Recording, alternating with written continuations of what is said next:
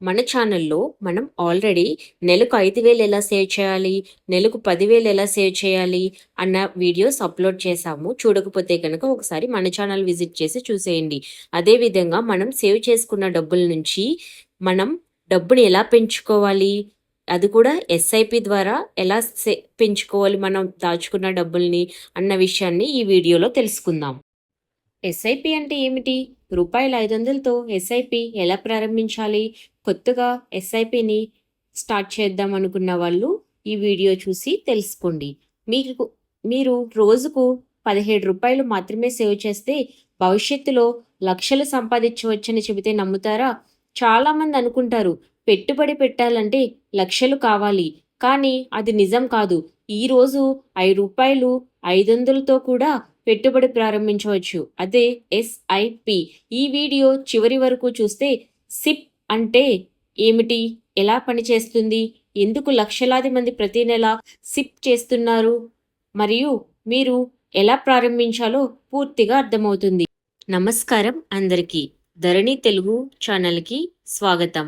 ఈ ఛానల్లో money saving, investment, financial freedom మరియు స్మార్ట్ లివింగ్ గురించి సులభమైన తెలుగులో తెలుసుకుంటాం. ఈరోజు ఎస్ఐపి గురించి పూర్తిగా తెలుసుకుందాం. మీరు స్టూడెంట్ అయితే, ఎంప్లాయ్ అయినా సరే, హౌస్ వైఫ్ అయినా ఈ వీడియో మీకు ఉపయోగపడుతుంది. ఒక చిన్న కథ చెప్పుకుందామా?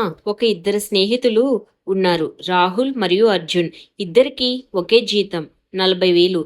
రాహుల్ డబ్బు ఎక్కువ అయిన తర్వాత పెట్టుబడి పెడతాను అని అనుకునేవాడు. అర్జున్ మాత్రం ప్రతి నెల ₹1,500 ఎస్ఐపి సిప్ ప్రారంభించాడు. మొదట రాహుల్ నవ్వాడు, ₹500తో ఏమవుతుంది అని. కానీ 10 సంవత్సరాల తర్వాత రాహుల్ దగ్గర సేవింగ్స్ చాలా ఎక్కువ. అర్జున్ దగ్గర ఒక మంచి ఇన్వెస్ట్మెంట్ పోర్ట్ఫోలియో తయారైంది. ఎందుకంటే అతను మొత్తం మీద కాదు, అలవాటు మీద దృష్టి పెట్టాడు. ఎస్ఐపి అంటే ఏమిటి అనేది తెలుసుకున్నాడు. ఎస్ఐపి అంటే సిస్టమేటిక్ ఇన్వెస్ట్మెంట్ ప్లాన్. అంటే ప్రతి నెల ఒక నిర్ణయించిన మొత్తాన్ని మ్యూచువల్ ఫండ్లో పెట్టుబడి పెట్టడం.